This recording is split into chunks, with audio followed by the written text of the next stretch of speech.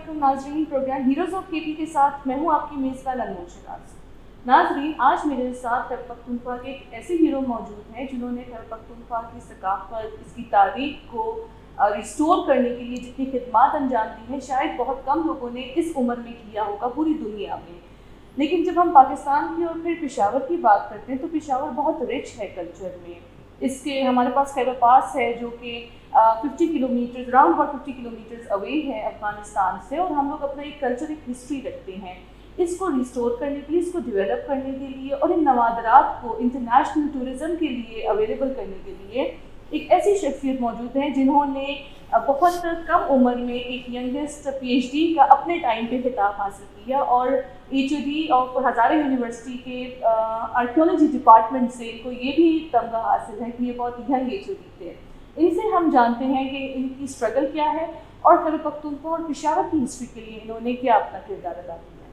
अस्सलाम वालेकुम। वालेकुम सलाम जी, बहुत शुक्रिया। सर, पहले तो आप ये बताएं कि आपका ताल्लुक़ कहाँ से है? अनमोल, बहुत शुक्रिया पहले तो आपके प्रोग्राम का, जो आपने मुझे इस काबिल समझे कि मैं आपके हीरोज़ की लिस्ट में आ सकूं।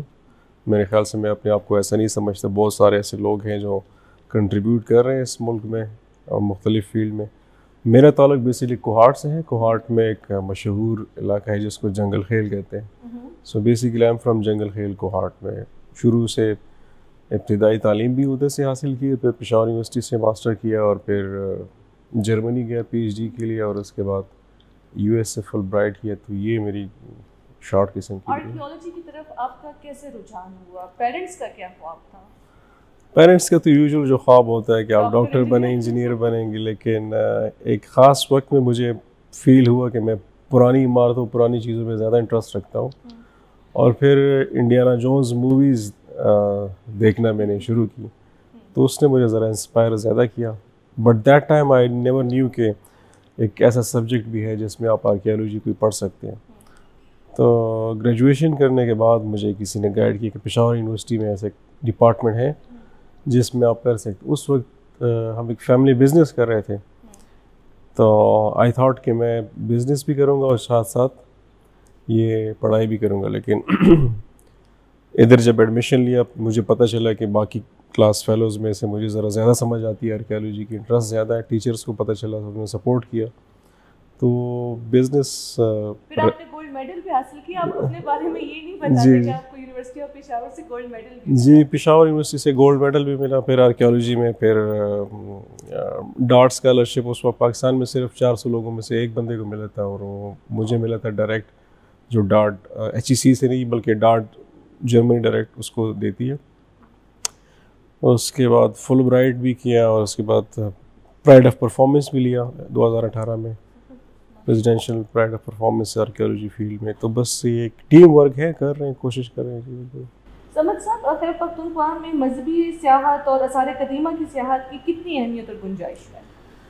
देखिए जी, ये मैं नहीं कह रहा, ये एक बहुत ही मशहूर स्कॉलर रह चुका है 50s में 60s में, जिसने पाकिस्तान इंडिया उस वक्त जो था उसमें काम किया। मॉर्टिमर व्हीलर नाम था, ब्रिटिश था। उसने किताब में लिखा है कि दुनिया में शायद कोई ऐसी जगह हो जिसमें आपको कंप्लीट कल्चरल प्रोफाइल मिले, जब इंसान गार में रहता है और इस वक्त तक मॉडर्न ज़माने तक आपको कंटिन्यूस हर एक चीज़ की तारीख मिलती है। वाहिद खैबर पख्तूनख्वा यानी उस वक्त नॉर्थ वेस्ट जो प्रोविंस था, वो कह रहा था कि एक जगह है जहाँ पे आपको कंप्लीट सीक्वेंस मिलती है कि इंसान की इब्तिदा कैसी हुई और कितने सिविलाइजेशन यहाँ से गुजरे। यानी यहाँ पे कोई हमारी हिस्ट्री में कोई गैप नहीं है कि 2000 साल या 1000 साल कोई नहीं था। मिसाल के तौर पर आप मोहनजोदड़ो को देख लें या किसी और बड़ी सिविलाइजेशन US में देख लें, यूरोप में देख लें, वो एक ख़ास वक्त में आबाद थे, फिर उसके बाद ख़त्म हो गए। पेशावर की या इस इलाके की अहमियत ये है कि ये कभी उजड़ा नहीं है। अगर आपने कोई साइन बोर्ड्स पेशावर में देखे हो, हमने लिखे हैं पेशावर फॉर एवर। इसका मतलब बेसिक बैकग्राउंड कॉन्सेप्ट यही था कि पेशावर कभी उजड़ा नहीं है। पेशावर की तकरीबन 2500 साल हिस्ट्री है, और वो पेशावर गोरगटरी से हमें आर्कियोलॉजिकल साइंटिफिक खुदाई से मिले वो रिमेन्स मिले। उसे पता चलता है कि Peshawar is a living city, ये कभी उजड़ा नहीं है। तो कंटिन्यूसली 2500 साल ये आबाद रहा है। उसमें मुख्तलिफ सिविलाइजेशन, ग्रीक, यूनानी जिसको कहते हैं, Romans, Kushan, Central Asian, Chinese, हर किस्म की सिविलाइजेशन। फिर मज़हब की अगर बात करें, आपने मजहबी सियाहत की बात की, तो वी बिलीव कि ये जो ख़ित्ता है ख़ासकर Khyber Pakhtunkhwa, this is not just sacred for Muslims but 7 to 8 different religions. Hinduism पे मैंने ख़ुद PhD किया जर्मनी से, तो Hinduism is emerging from this part of the world आज से 2000 साल पहले। उसका मॉडर्न इंडिया के साथ कोई ताल्लुक नहीं है। बुद्धिज़्म क्लाइमैक्स तक पहुंचा, शुरू तो नेपाल से हुआ लेकिन क्लाइमैक्स जो पहुंचा, महायाना बुद्धिज़्म आजकल जो मशहूर है कोरिया में मुख्तलिफ, वो यहाँ से उसकी इब्तिदा हुई। तिब्बत बुद्धिज़्म जो है किसी को नहीं पता, लेकिन तिब्बतन बुद्धिज़्म जो है वो स्वात से शुरू हुई, फिर तिब्बत चाइना गई। और सिखिज़म की अगर हम बात करें तो 90% of Sikh heritage is in Khyber Pakhtunkhwa. लोग करतार कॉरिडोर को या पंजा साहब को भूल जाएंगे अगर हमने यहाँ पे अपनी साइट्स को सही डेवलप किया हो, जो कोशिश कर भी रहे हैं। क्रिश्चियनिटी के हवाले से पाकिस्तान दुनिया का वाहिद मुस्लिम मुल्क है जहाँ पे सबसे ज़्यादा चर्चेज़ हैं। So these are the hidden things जो किसी को नहीं पता, और हम इसको, ये अनटैप रिसोर्सेज हैं। तो दैट्स वाई वी थॉट कि लोगों को, अपने लोगों को और बाहर के लोगों को बताया जाए कि ये एक मजहबी गहवारा रह चुका है, और हिस्ट्री, तारीख़, हमने यहाँ पे बहुत कंट्रीब्यूशन दुनिया को की है, और बंदा पास से सीख के अपना फ्यूचर डेवलप करता है। So that was important for us. समझ साहब, आपने म्यूज़ियम को अपडेट किया और तारीखी आसार और साइट्स को भी आपने फाल बनाया है, इसका फीडबैक कैसा रहा? फीडबैक तो बहुत ज़बरदस्त है। आप देख रहे हैं जो मजहबी सियाहत आजकल हर दूसरा तीसरा बंदा रिलीजियस टूरिज़म की बात कर रहे हैं, उसकी वजह यही है कि हमें मौका मिला, एक ज़बरदस्त टीम मिली, गवर्नमेंट का सपोर्ट मिला, वर्ल्ड बैंक का एक प्रोजेक्ट है काइट, उसका सपोर्ट मिला, जिससे हमने तकरीबन 22 से 25 के करीब खैबर पख्तूनख्वा में जो इम्पोर्टेंट साइट्स थे उनकी हालत बेहतर की, नई एक्सकेवेशंस, खुदाइयाँ हमने की, नई डिस्कवरीज़ की। जो भी हम काम करते हैं उसको साइंटिफिक पब्लिकेशंस करते हैं, उसकी वजह से तकरीबन अभी 6 से 7 different international university including Cambridge university और जर्मनी में, अमेरिका में यूनिवर्सिटी, वो हमारे साथ कोलैबोरेशंस कर रहे हैं because of this research and because of this collaborations. तो वो डिफरेंट यूनिवर्सिटीज़ के साथ भी हम कोलैबोरेट कर रहे हैं, और इम्पैक्ट तो ये है कि ऑलमोस्ट 500% लोग आना ज़्यादा शुरू हो गए हैं। इम्पैक्ट उसका ये है कि बाकी सूबे भी क्लेम कर रहे हैं कि गंदारा हमारे पास है, हालांकि गंदारा जो है वो खैबर पख्तूनख्वा है। इम्पैक्ट उसका ये है कि इंटरनेशनल कोरिया ने 500 मिलियन का एक प्रोजेक्ट दिया गंदारा के लिए, जो अनफॉर्चुनेटली अभी इस्लामाबाद में है, और आई डोंट नो क्या हो रहा है उसमें। इम्पैक्ट उसका ये है कि हर एक दूसरा मुल्क आ रहा है कि जी हमने गंदारा के साथ कोलैबोरेट करना है और उसकी एग्ज़िबिशन हमने करनी है, ताकि अभी पैलेस म्यूज़ियम चाइना में जो दुनिया का one of the biggest museum है, 13 मिलियन लोग आते हैं हर साल उसको विज़िट करने के लिए। हमारा गंदारा पेशावर आर्ट से, हम म्यूज़ियम से हमने आर्ट वहाँ पे लोन दिया एग्ज़िबिशन के लिए, और 3 महीने के लिए बुक था एक, यानी अगर आप जाना चाहते हैं तो 3 महीने के लिए आप विज़िट नहीं कर सकते, वो पहले से ही बुक है। सिर्फ 3 महीने के लिए लेके गए थे। अभी वो गवर्नमेंट को रिक्वेस्ट हमारे KP को कर रहे हैं कि इसको मज़ीद 1 साल के लिए एक्सटेंड कर दें, क्योंकि बाकी सूबे आपस में लड़ रहे हैं कि ये हमें दे दें। तो दिस इज़ द इम्पैक्ट। अभी मैं चाइना गया था तो I was there for 10 days, but उन्होंने मुझे 18 दिन रखा, क्योंकि हमने बहुत वहाँ पे नए कोलैबोरेशंस, एग्रीमेंट्स की। चाइना की सबसे बड़ी TV CCTV आपने नाम सुना होगा, 1 बिलियन 1 अरब उसके व्यूअर्स रोज़ाना होते हैं। वो दिसंबर में पाकिस्तान आ रहे हैं, यहाँ पे डॉक्यूमेंट्रीज और मूवीज़ शूट कर रहे हैं, और क्योंकि Gandhara is the new fashion international universities के साथ मैंने कोलैबोरेशंस की बात की। यहाँ पे लोकल टूरिज़म की अगर हम बात करें, यहाँ पे काफ़ी अवेयरनेस पैदा हुई, काफ़ी हमारे रेवेन्यू में बहुत ज़्यादा इजाफा हुआ है। लोग जाते हायर लेवल पे, पॉलिटिकल लोग जो हैं वो ज़्यादा सेंसिटाइज्ड हो गए। पहले मुझे याद है शुरू में जब मैं आया था तो बहुत से लोग, हमारे ऑफिसर्स और गवर्नमेंट में लोग कहते हैं कि we need to have a priority, हमें अस्पताल और एजुकेशन, ज़िंदा लोगों की खबर लेनी चाहिए, आप मुर्दू लोगों के पीछे पड़े हैं। बट चेंज हो गई चीज़ें, क्योंकि उन सबको भी इम्पोर्टेंस का पता है हेरिटेज का, कल्चर का, आइडेंटिटी का, क्योंकि इसको आर्कियोलॉजी को आप बहुत तरीक़ों से यूज़ कर सकते हैं। जिस तरह मैंने चाइना की मिसाल दी, कल्चरल डिप्लोमेसी के लिए यूज़ कर सकते हैं। चाइना के साथ मिसाल मैं दूंगा आपको कि हमारे ताल्लुकात सिर्फ 70 साल से नहीं है, सिर्फ ये 10 साल के सी पैक से नहीं है, ये 5000 साल पुराने ताल्लुक है आर्कियोलॉजी की वजह से। क्योंकि अगर आप कराकोरम हाईवे पे जाते हैं तो आपको चाइनीज़ इंस्क्रिप्शंस और उनके आसार मिलते हैं। अगर आप चाइना में जाते हैं, उनके म्यूज़ियम्स जाते हैं, उनके आर्कियोलॉजिकल साइट्स देखते हैं, तो वो 50% यहाँ से चीज़ें गई हैं, लेकिन लोगों को पता चाइना में नहीं है। और तिब्बत का मैंने कहा कितना मशहूर है बुद्धिज़्म, ये सब कुछ, दलाई लामा वगैरह, वो बुद्धिज़्म स्वात से गए, उद्याना, जिसको एंशिएंट उद्याना कहते हैं। स्वात का पुराना नाम उद्याना है। हमने स्वात में बरीकोट और इन इलाकों में वो स्टूपास और उनकी चीज़ें भी देखी हैं, जहाँ बिल्कुल। पे टेंपल देखे। स्वात में चाइनीज़ 7th सेंचुरी AD में आए थे, उन्होंने एक साइट डॉक्यूमेंट की, उन्होंने कहा 1400 साइट्स, बुद्धिस्ट साइट्स हैं स्वात में। और डिस्कवर्ड कितनी हो गई हैं अभी हमारे पास पूरे सूबे में 20,000 साइट्स हैं, 20,000 आर्कियोलॉजिकल साइट्स हैं, और 13 म्यूज़ियम्स हैं, और 2 जो है वो ऑलमोस्ट कंप्लीट है। उसकी फाइनल इंस्टॉलेशन, ये फाइनेंशियल क्रंच जब रिलैक्स होगा तो वो कंप्लीट करेंगे हम इंशाल्लाह। मेरा अगला सवाल भी था, लेकिन आपने बता दिया कि हमारे पास 13 म्यूजियम्स हैं पूरे सूबे में। जी। हमारे पास फिर एक बड़ा ही सवाल, बड़ा गर्मा गर्म ये सवाल आता है, हमेशा इस पर तनकीद का निशाना बनता है कि दिलीप कुमार साहब को, राज कपूर साहब के घरों की तामीर को अभी तक क्यों इतना टाइम ले रहा है रेनोवेशन के लिए? देखिए, मैं सब पहले बता दूं दिलीप कुमार, राज कपूर साहब का घर, दीज वर आवर प्रायोरिटीज। शुरू में जो उनके मालिकान थे वो उसको गिरा के प्लाजा बनाना चाहते थे। तो मेरे ख्याल से सबसे बड़ी कंट्रीब्यूशन तो हमारी यही है कि हमने जिस स्पीड से लोग पुरानी इमारतें गिरा रहे हैं अपनी प्रॉपर्टी, कंट्रीब्यूशन यही है कि हमने उसको बचा के उस पर सेक्शन 4 लगा के, गवर्नमेंट ने उस वक्त सख्त हालात में परचेज़ किया उसको।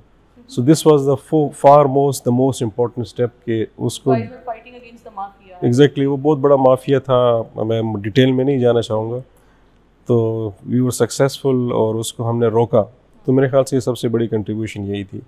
दूसरा उसका फेज़ ये था कि उसकी जो भी हम पुरानी बिल्डिंग की कंजर्वेशन करते हैं उसकी प्रॉपर हम डॉक्यूमेंटेशन करते हैं, डिजिटल डॉक्यूमेंटेशन करते हैं। फिर उस डॉक्यूमेंटेशन के मुताबिक ये इंटरनेशनल एथिक्स है कंजर्वेशन के, उसको फॉलो करते हुए हम फिर आगे बढ़ते हैं। तो वो भी कंप्लीट हो गई है।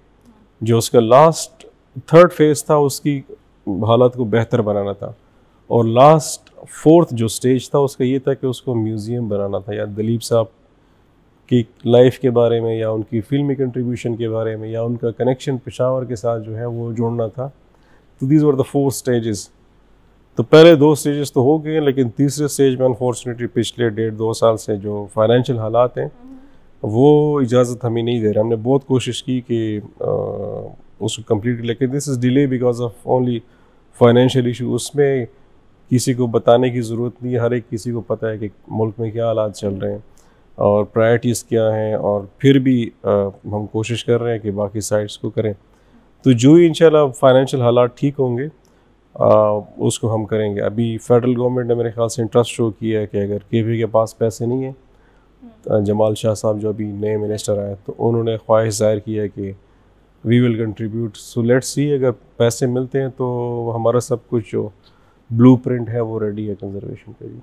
समझ साहब, आखिर में आपका क्या पैगाम होगा हमारी नौजवान नस्ल के लिए, हमारी कल्चरल हेरिटेज को रिस्टोर करने के लिए, इसकी कदर करने, क्योंकि आज हम ये रुझान देखते हैं कि हमारी नई नस्ल किसी और तरफ ही निकल जाती है, वो अपने कल्चर को, अपनी हिस्ट्री को वो कदर नहीं कर पा रहे हैं, वो इतना रिच होते हुए। देखिए जी, मैं तो हर जगह पे यही कहता हूँ कि हमारी हिस्ट्री जो है अनफॉर्चुनेटली जो पोर्ट्रे की जाती है वो मोहम्मद बिन कासिम से या इधर से शुरू नहीं होती। हमारे 5,000 10,000 साल पुरानी हिस्ट्री है, हमने दुनिया को कंट्रीब्यूट किया है। तो उसकी सबसे बड़ी बेस्ट एग्जांपल पेशावर म्यूज़ियम है। अब अगर आप इधर आएँ, इधर आप सीख सकते हैं, देख सकते हैं कि जी आज से 2,000-3,000 साल पहले हमने जो चीज़ इंट्रोड्यूस की, आज यूरोप अमेरिका उसको कॉपी कर रहा है। फॉर एग्ज़ाम्पल रिलीजियस हारमनी, आपने बहुत सारे यहाँ पे NGOs के सेमिनार्स वगैरह अटेंड किए होंगे, और इक्विटी और इक्वलिटी पे बात होगी, लेकिन ये चीज़ें इंट्रोड्यूस हमने ही किया आज से 2,000 साल पहले, और उसकी एग्जांपल हमारे पास पेशावर म्यूज़ियम में मौजूद है। टाउन प्लानिंग का जो कॉन्सेप्ट है आज से 5,000 साल पहले दुनिया को हमने दिया, दुनिया को, यानी आपने घर कैसे बनाना है, घर में एक वॉशरूम होना चाहिए, स्ट्रीट्स होनी चाहिए, प्रॉपर एक अलाइनमेंट होनी चाहिए, ये दुनिया में कहीं नहीं था। इवन रोमन इतनी बड़ी सिविलाइजेशन थी, उनका बादशाह जो था उसके लिए टॉयलेट नहीं था, because there was no toilet concept. ये सारी चीज़ें ये हमने इंट्रोड्यूस की, हड़प्पा मोहनजोदड़ो, उसकी मिसालें मिलती है। वो हम नहीं कहते बल्कि उनके scholars, European scholar, American scholars, उन्होंने किताबें लिखी है PhD की इस पे, लेकिन अनफॉर्चुनेटली हमारे अपने लोग जो है वो नहीं जानते उसको। तो the issue is narrative building. हमारा नैरेटिव जो है वो बहुत गलत या बिल्कुल बिल्ड ही नहीं हुआ एज ए नेशन। तो आर्कियोलॉजी रोल प्ले कर सकता है मेरे ख्याल से नैरेटिव बिल्डिंग में, वो भी रियलिटी पे बेस्ड, कि ये रियलिटी हवाई बातें नहीं है, उसमें सब टेंजिबल एविडेंसेस दिखा के आप हम आपको बता सकते हैं कि दीज आर द एविडेंसेस जो आपने दुनिया को कंट्रीब्यूट किया। रिलीजियस हारमनी, एक्सट्रीमिज़म, अगर आप किसी से कहें कि पाकिस्तान के बारे में इंटरनेशनली, तो वो सबसे पहले एक्सट्रीमिज़म की बात करेगा, टेररिज्म की बात। हालांकि दिस वाज द प्लेस की रिलीजियस हारमनी एक साथ डेवलप हुई। मैंने आपको 6-7 मज़ाहिब का जिक्र किया। पेशावर म्यूज़ियम में आप एक पैनल में 6-7 डिफरेंट गॉड्स देखेंगे मज़हब के, which means they were living peacefully, which mean they were acceptable for each other. So ये जो चीज़ें हैं ये अनटोल्ड स्टोरीज़ हैं। मेरे ख्याल से आपका मीडिया हमारा बहुत हेल्प करती है लोगों को बताने में। This is the shortest easy way for us to educate people. बाकी तो हम स्कूल्स की विज़िट करवाते हैं, वर्कशॉप, सेमिनार्स करवाते हैं, लेकिन उनके ऑडियंस बहुत कम होते हैं। तो आप जैसे लोग और मीडिया जैसे लोग, they are playing major role. जो सोशल मीडिया है आजकल, जो आउटरीच प्रोग्राम है, वो बहुत ज़रूरी है। दूसरा मेरी रिक्वेस्ट पेरेंट्स से होगी, ख़ासकर माओ से, और स्कूल जो फीमेल टीचर्स हैं, कि वो ज़रूर जो 6 से 12 साल की एज के जो बच्चे हैं उनको म्यूज़ियम्स, आर्कियोलॉजिकल साइट्स मस्ट लेके आए, क्योंकि इंटरनेशनल एक रिसर्च है कि आप 6 और 12 साल के दरमियान बच्चे को जो सिखाते हैं वो पूरी उम्र उसको याद रहता है। तो उनको ये रियलिटी बतानी चाहिए, दिखानी चाहिए। So it's automatically sense of prideness हमारी सोसाइटी में प्रिवेल होगा। अगर आपको पता चलेगा कि यार हमने कंट्रीब्यूट ये किया है, ये हमने दुनिया को दिया है, ये चीज़ हमने की है, it's not other way around कि हमने यूरोप से या वेस्ट से कॉपी किया। तो ये सेंस ऑफ प्राउडनेस और जो नैरेटिव बिल्डिंग है, ये मिसिंग पार्ट है हमारी सोसाइटी में। और ऊपर लेवल तक जाएँ तो कल्चरल डिप्लोमेसी बहुत, यानी अगर जी यहाँ पे बहुत बड़े बड़े मंक्स आते हैं, उनके मजहबी पेशवा आते हैं, ये इतने इन्फ्लुएंशियल होते हैं अपने कंट्रीज़ में कि ये बादशाह, वज़ीर आला, वज़ीर आज़म को जो भी कहते हैं वो मान लेते हैं। यानी बल्कि इधर जो आते हैं हमारे पास, तो उनके जो खिदमत में अक्सर जो लोग आते हैं वो retired defence minister, army chief और इस तरह के लोग उनके खिदमत में आते हैं। तो we can use these people to build a real image of Pakistan. एक दूसरा भी यहाँ पे एक ट्रेंड चला है पाकिस्तान में, अनफॉर्चुनेटली, कि सॉफ्ट इमेज ऑफ पाकिस्तान हमने प्रमोट करना है। So personally I do not agree with the term. अगर आप किसी को बार बार सॉफ्ट कहते हैं, इसका मतलब देयर इज समथिंग हार्ड। तो द रियल इमेज जो यहाँ पे लोग हैं, जहाँ पे हॉस्पिटैलिटी है, यहाँ का फूड है, यहाँ का कल्चर है, यहाँ का मौसम है, यहाँ का हेरिटेज है, there are so many things, वो आके विजुअली आप देख सकते हैं। तो मेरे ख्याल से ये सारी चीज़ें हैं, और आप मीडिया का जो हेल्प है इसमें बहुत इम्पोर्टेंट है, वाइटल रोल प्ले करता है इस चीज़ों को हाईलाइट करने में भी। बहुत शुक्रिया सर, आपका बहुत शुक्रिया जी, बहुत शुक्रिया, थैंक यू। नाज़रीन, जितनी हमने गुफ्तगू सुनी उससे एक छोटा सा क्रक्स ये भी निकलता है कि हमें हमारे करिकुलम को शायद रिवाइज करना चाहिए, क्योंकि हमारा पाकिस्तान और फिर खैबर पख्तूनख्वा की खसूसन हिस्ट्री बहुत रिच है। हमें हमारी नौजवान नस्ल को बताना है कि हमारी साख क्या है, हमारी रूट्स क्या है। इसी के साथ अपनी मेज़बान अनमोल शिराज को दीजिए इजाज़त एक और प्रोग्राम के साथ। अल्लाह हाफ़िज़।